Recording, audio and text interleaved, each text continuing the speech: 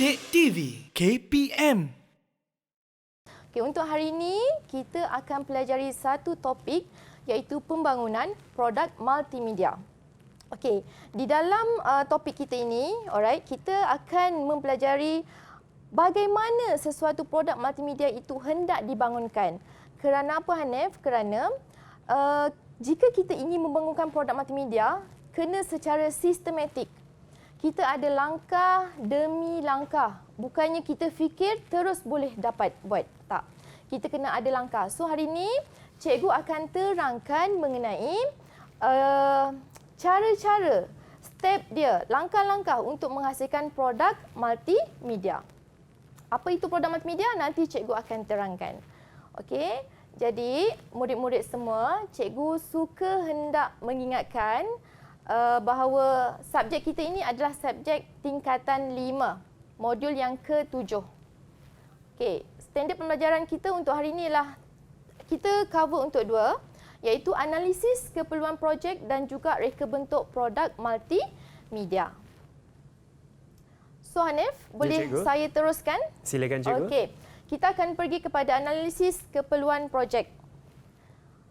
Okey, untuk analisis keperluan projek, kita ada 5 fasa yang terlibat.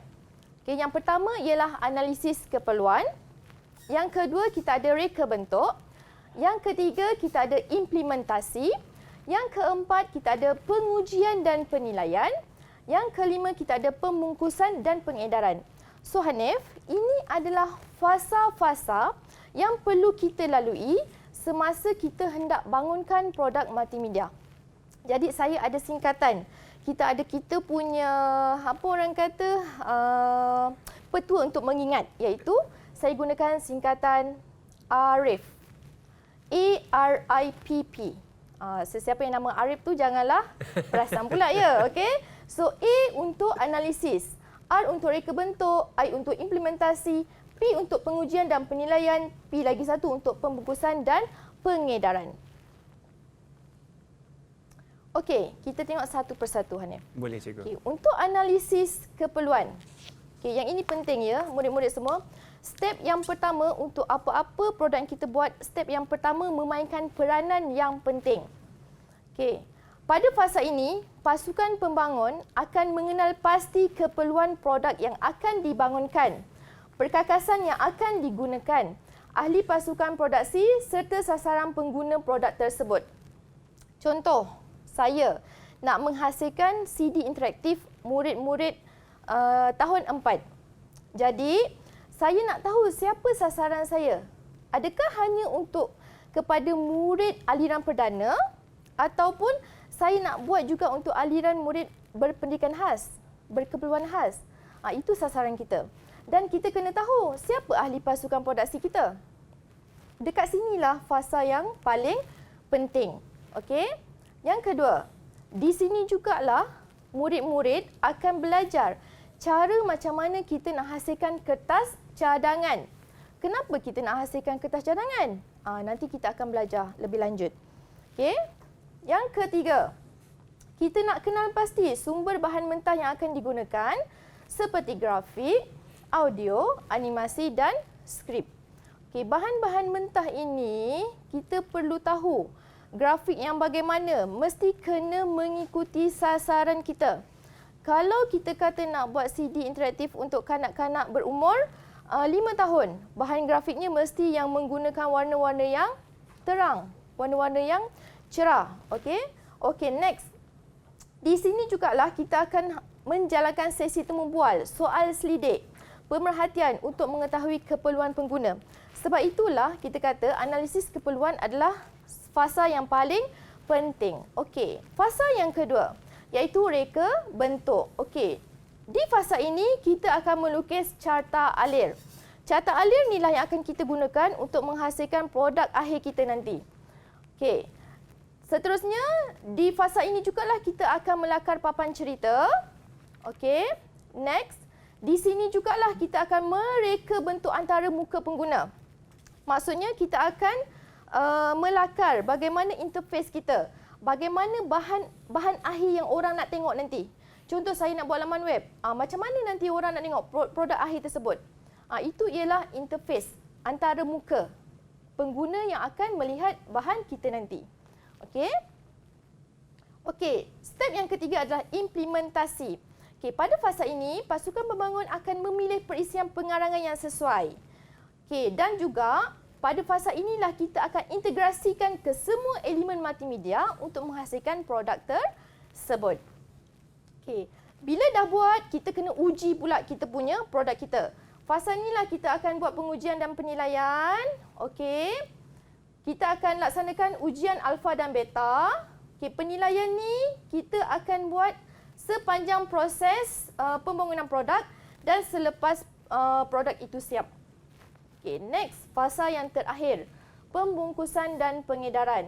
Melaksanakan proses penyerahan produk multimedia kepada pengguna akhir.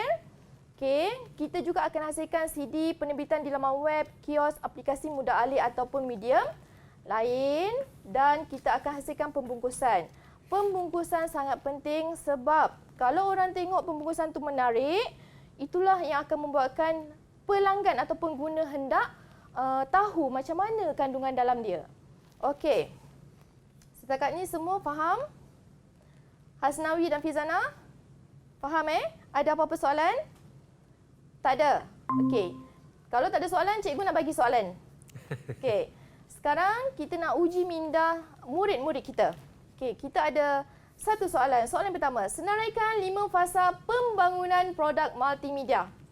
Okey, cikgu nak minta Firzanah tolong sebutkan kelima-lima fasa pembangunan produk tersebut tanpa melihat nota. Mengikut turutan ke cikgu? Mengikut turutan. Gunakan Arif tadi. Yang pertama, analisis. Okey. Okey. Analisis ketuan, Alright. reka bentuk, Okey. implementasi, Betul. pengujian dan pengedaran. Pengujian dan Pengujian dan penilaian, betul. pembungkusan dan pengedaran. Okey, betul 5 markah untuk Firzana. Okey, Hanif, apa Ya, cikgu. akan jadi seandainya ada calon-calon SPM yang menjawab soalan kita ni, contoh fasa yang pertama dibagi analisis sahaja. Dia tak akan diterima. Kita kena buat terus penuh analisis keperluan, reka bentuk, implementasi. Contoh yang keempat ni murid tulis pengujian sahaja. So, markah tidak akan diterima. Kita hanya akan beri markah berdasarkan nak penuh, fasa penuh.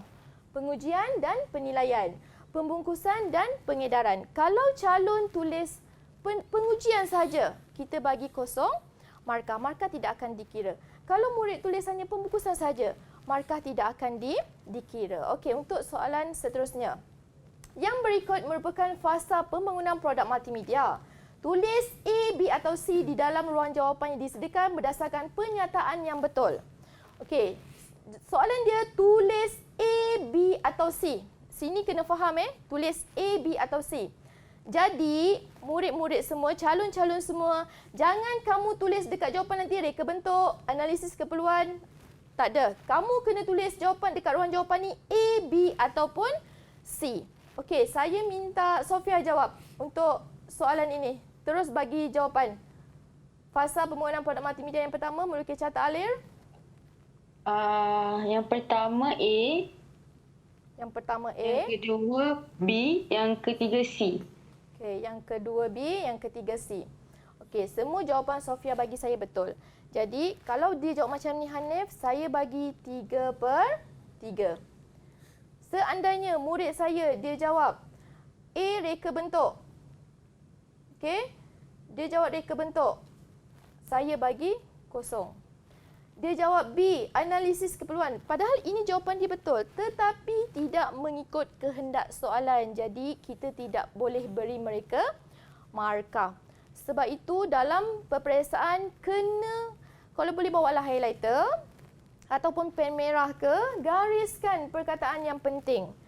Itu tips dia, gariskan perkataan yang penting ataupun highlightkan perkataan yang penting dan kamu jawab ikut kehendak soalan. Didik TV KPM